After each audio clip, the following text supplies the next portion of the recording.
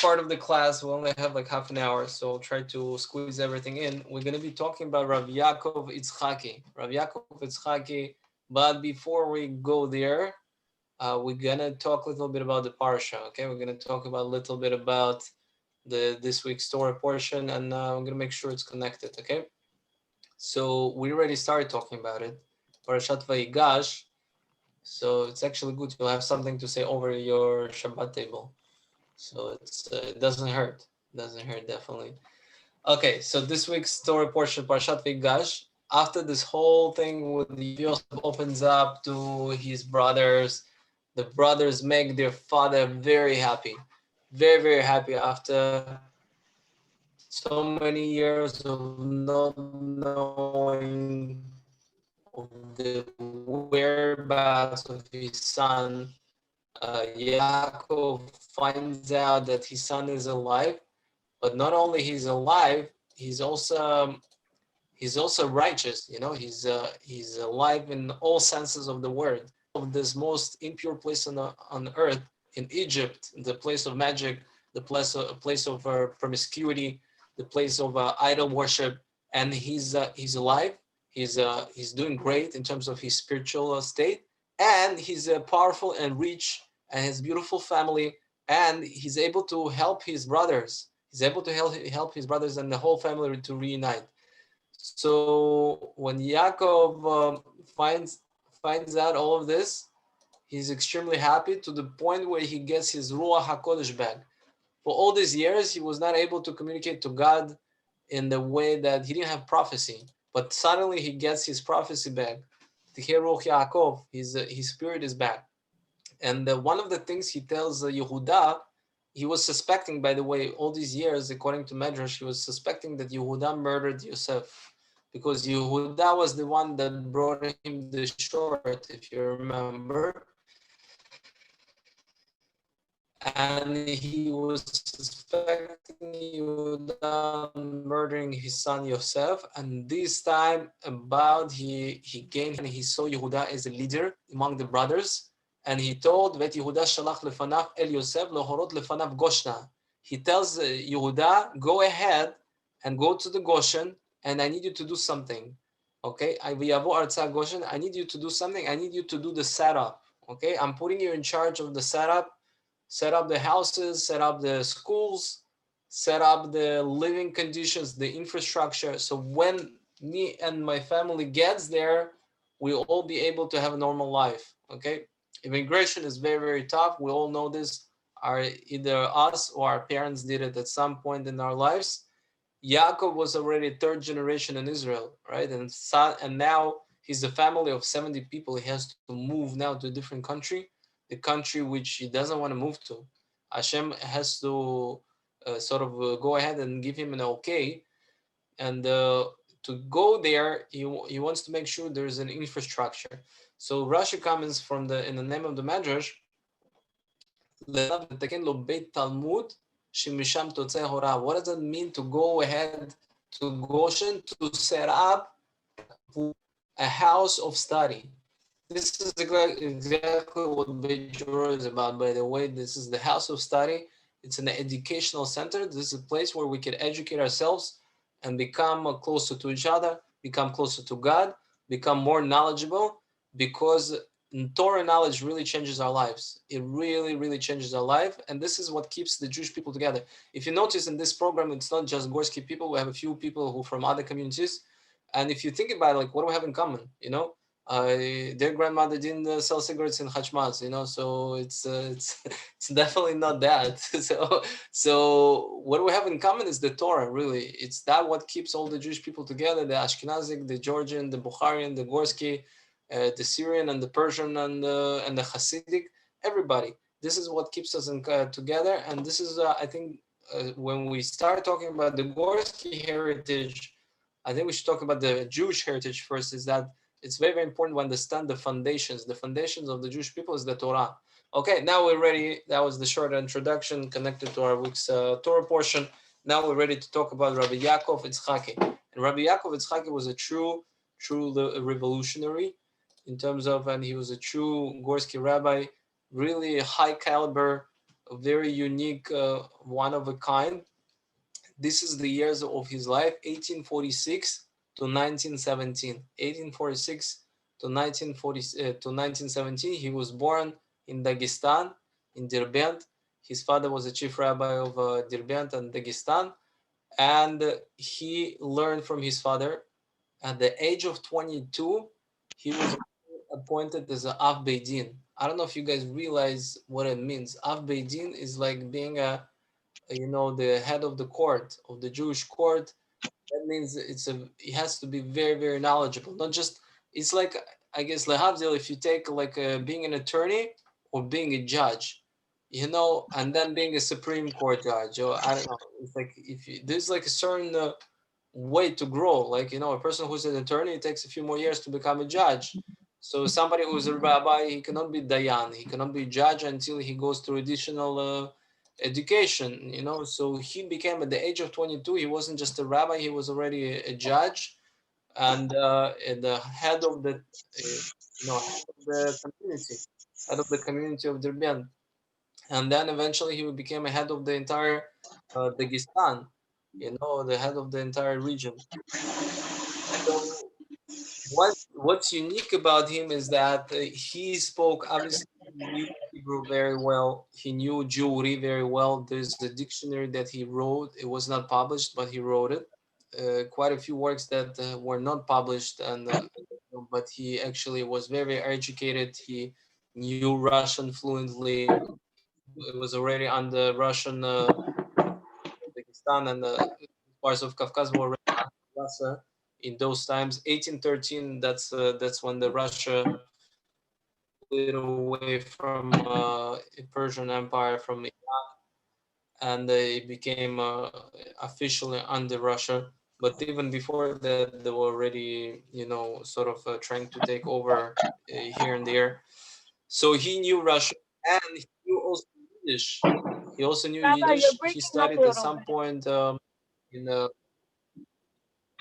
it's my internet connection. Believe it or not, this whole time I'm streaming through my phone. I set it up as a hotspot, Wow. and I'm streaming through Oh, computer okay. through my phone. Yeah, so Baruch Hashem, thank God, thank God you were able to hear me until now. So, okay, check the sound now. How's it sound now? Good? Is it better or no? A little better, yeah. Yeah, a little better. Okay, good. Okay, great. So he also studied in a place called Belay Tserkov. Belay Tserkov is now Ukraine. Okay, there was a major there. His father actually spent there like 13 years in that yeshiva. So both his father and Rabbi Yaakov Itzhaki spoke also Yiddish, in addition to Hebrew and Jewry and Russian. So that's you don't find every day a Gorski rabbi that speaks Yiddish so well.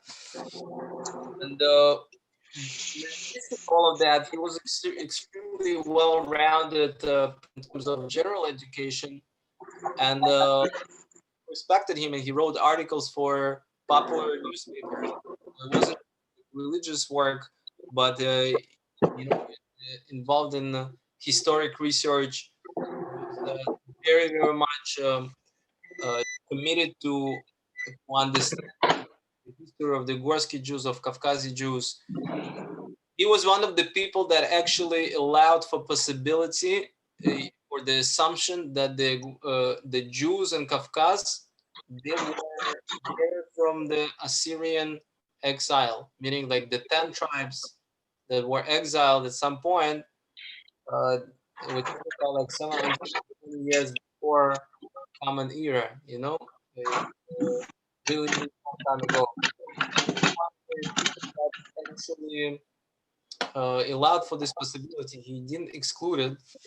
And bring down here an introduction to Rav Yaakov. Rav Yaakov is the book that he wrote. It's the commentary on Mahzor, on the prayer books of Yom Kippur and Rosh Hashanah. They bring down here an introduction that he assumed, not assumed, he theorized that certain parts of Dagestan had different tribes.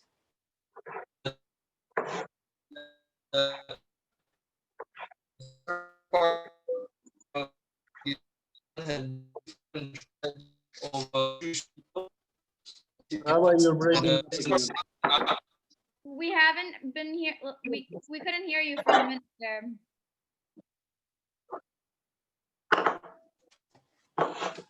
Can you hear me now? Yeah. Hello? Yes, we do. Okay, great. So let's Repeat go back. what you were saying. Yes. So he theorized that the Jewish people in Kafka, Pakistan, they came there from when the 10th exiled by the Syrian king. So we're talking about maybe like 700 years before Common Era, something like that. Okay. And he also theorized that the certain parts of Pakistan had different tribes moved there. So certain parts of Dagestan like Shimon and Yehuda, and the others like Issachar and something like that. So now, in terms of his connection with the rest of the Jewish community, he was very, very well connected to the rest of the Jewish community, especially the Persian community. I mean, especially the Persian community. And guys, in terms of where the Gorsky Jews come from, there's a lot of black holes. Like there's a lot of missing information. We don't have much information until like 200 years ago, when the Russian government started getting interested in the Caucasian Jews. That's when they funded the people to go and research and to document. But until like 2 years ago, not much documentation. I mean, there is some, but not too much. So there's a lot of uncertainty, and there's a lot of like black holes, and there's a lot of theories, but there's very, very little facts. And what's unique about this rabbi is that he's very, very much connected to the Persian community, and we know one thing: we know that a lot of that Azerbaijan and parts of Dagestan were part of Iran. It was part of the Persia. Okay, it was part of Persia until Russia chopped it off in the beginning of 19th century. So it's pretty logical to assume that the Gorsky Jews is just Persian Jews that moved further away. They just moved further away, and that's one of the most, I think, logical assumptions and logical theories. And even our languages are very similar. Our languages are very similar, and that's just another, I don't want to say proof, but that the validation of this assumption. So he had very close ties with Jews, and we have about 14 letters that are preserved until this day that show his correspondence. 16 letters, I'm sorry, that show his correspondence with the Jews of the Persian Empire, and some of those letters are like individual, coming from individuals, like let's say a woman called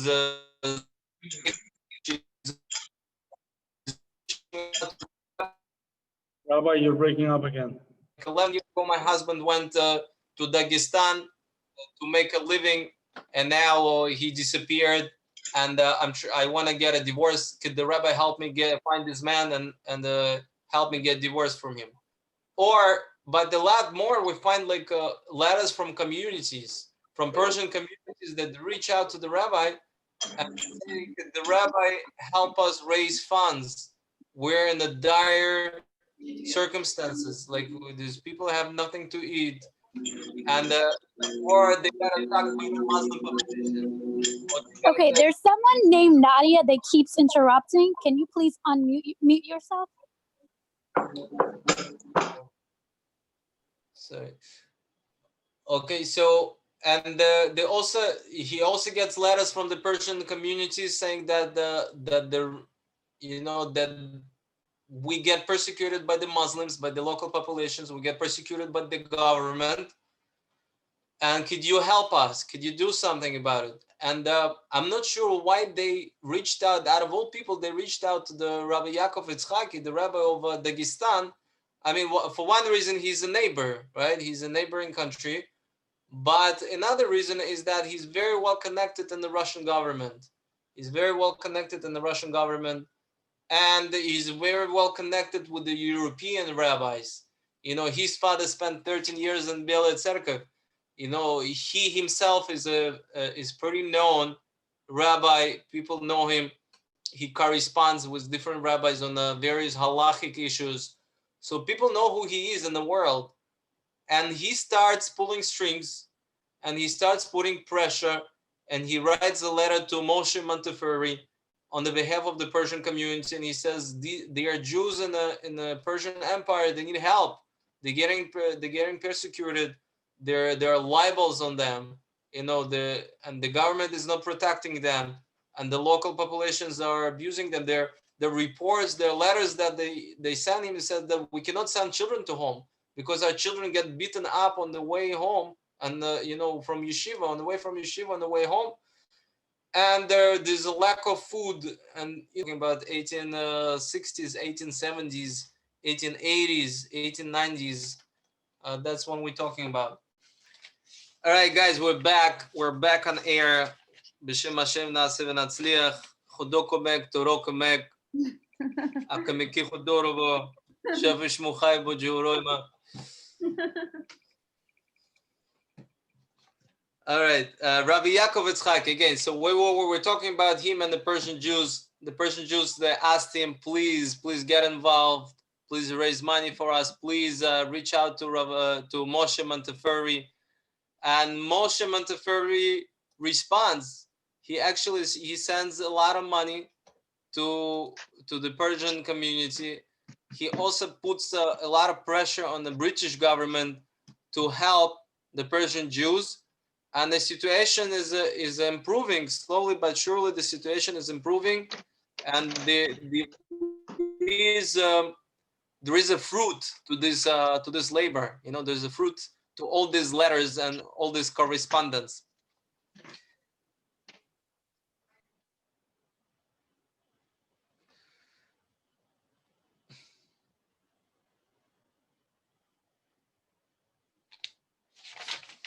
Okay. Now he goes to Israel about 3 times. 3 times. The third time he decides to stay there and to actually live there. Okay. So we have the dates for his Israel trip. It's 1876 is the first time he goes there to Israel. 1887 is the second time. In 1907, that's it. He goes there and he decides to make this an immigration, and he stays there to live with his wife and in Jerusalem. We have descriptions of the way the rabbis greeted him in Israel, and it's a very warm welcome. He meets with different rabbis over there, very, very influential rabbis, famous rabbis, and they treat him very nicely. They treat him very nicely, and there are a few reasons why he goes to Israel. First of all, he brings money.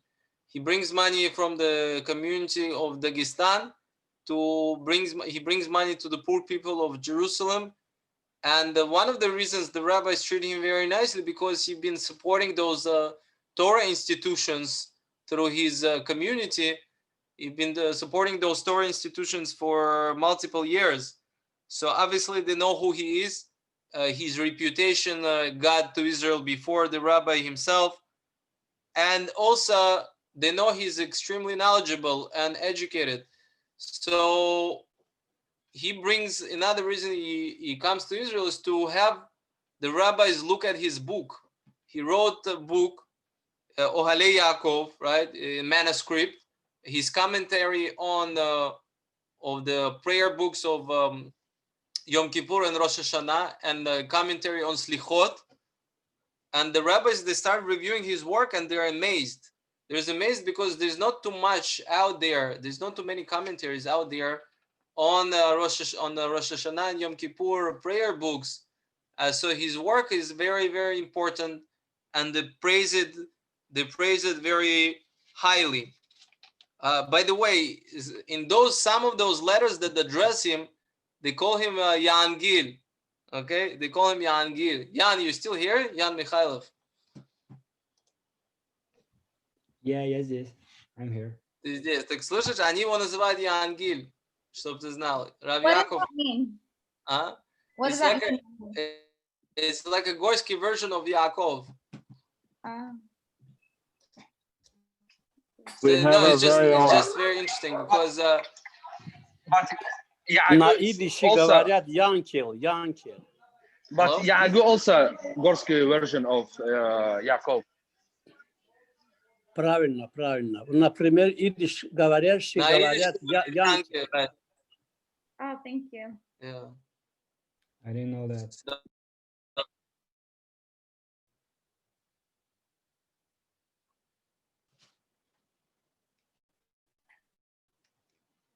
Rabbi, we don't hear you.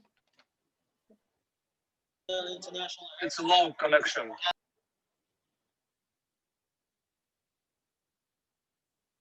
I'm still here, guys. I'm still here.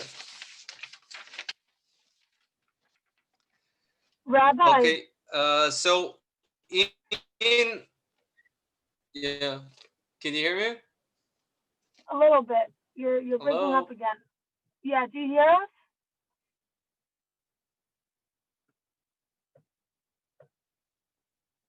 Do a test 1, 2, 3 check, Rabbi. Mic check.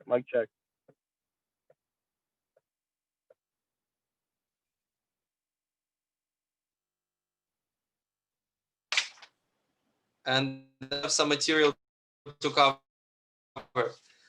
So when Israel, I mean, even getting to Israel,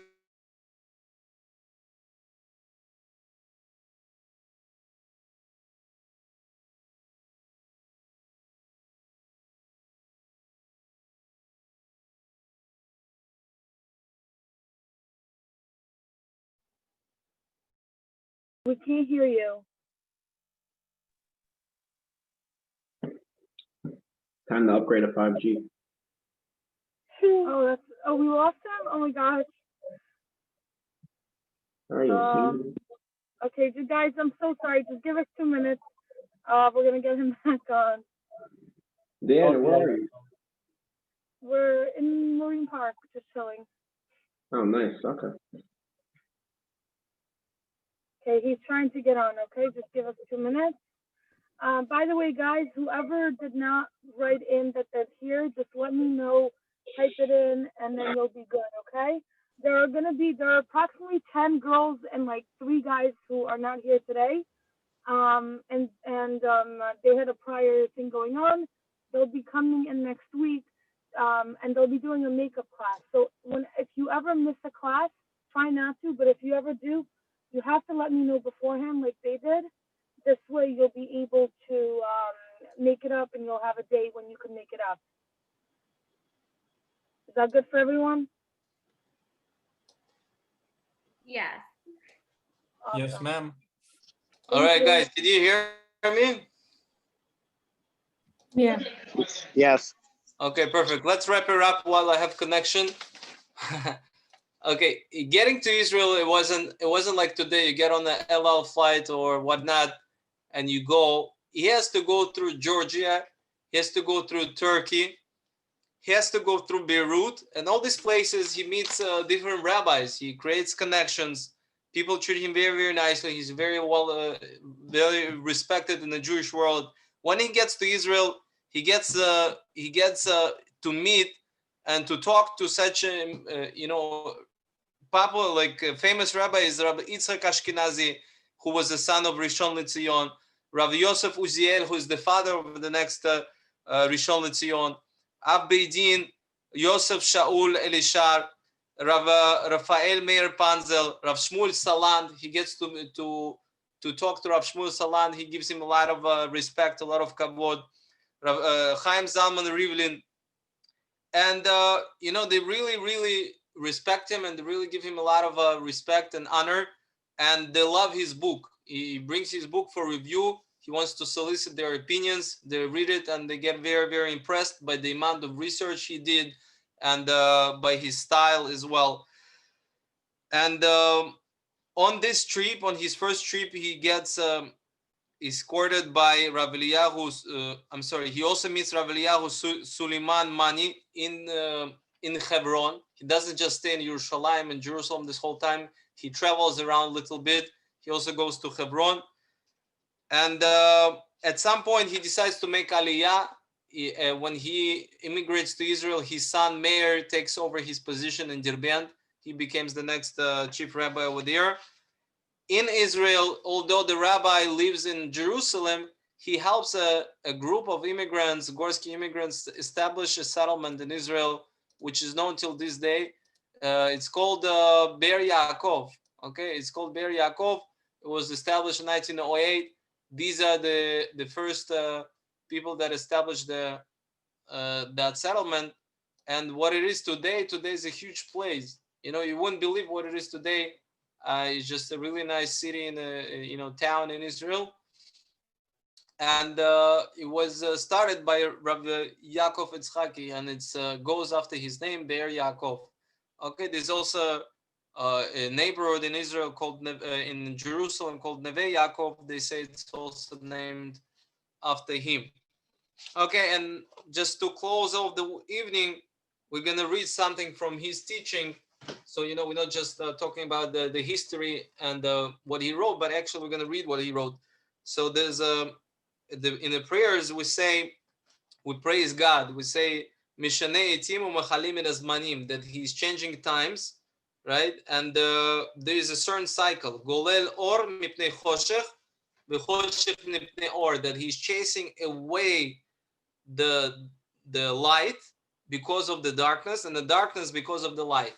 So explains the rabbi, he's saying it's very simple. There's always this pattern that the light is chasing, but it's also being chased after. And the darkness is chasing and also being chased after. And he's saying it's very logical, because if you look at the globe, the way it's working, some parts of the light, there's like a sunrise, and then there's a sunset, another part of the world.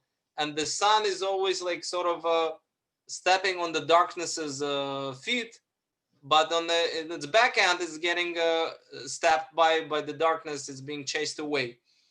And he's saying, why did God set it up this way? That right now it's night in the United States, right? But in Russia, it's in the middle of the night, and in a few hours we're gonna go to sleep, and they're gonna get up. Right? And in Israel, they're going to wake up about the same time we're going to go to sleep. Right? So why did God set it up like this? So,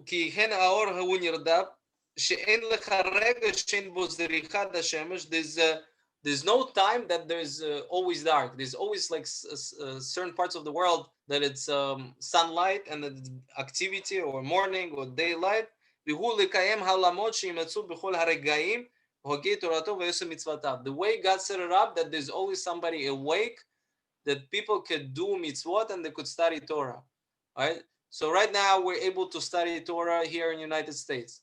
When we go to sleep, like in a few hours, the people in Russia, people in Israel, people in Derbent, and people in Cuba, they're gonna wake up and they're gonna start praying, and they're gonna start putting on tefillin, and they're gonna start learning Torah. There's a yeshiva in Cuba, by the way, which we visited. So they're gonna start praying and learning and doing different mitzvot while we're gonna be sleeping.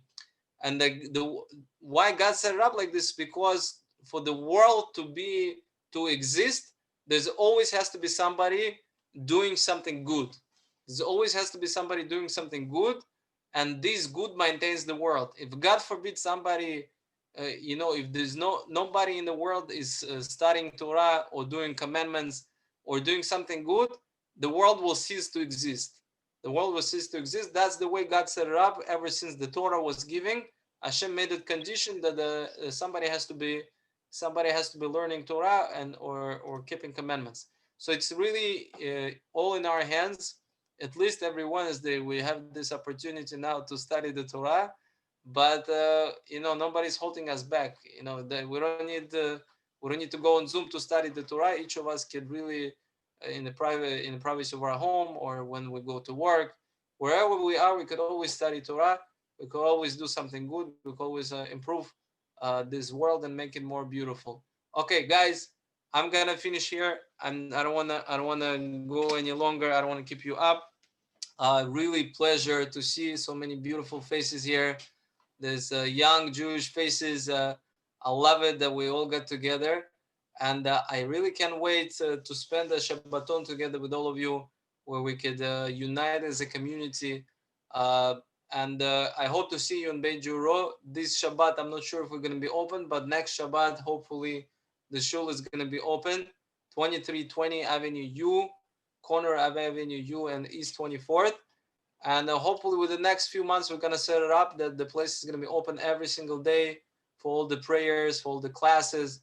And if any of you ever wants to organize anything from hiking to a class to, challah bake, whatever you wanna, whatever you're passionate about, just let me know or Diana know, and we'll help you organize it. Okay? It's all about you, and really we want to enable you to make the community grow. We want to enable you to do things that you love to do within the community. All right? God bless you. Rabbi, Yes. before we leave, someone had a question Yes. about where he could find a book, either in English or Russian, about the Gorsky Rabbi.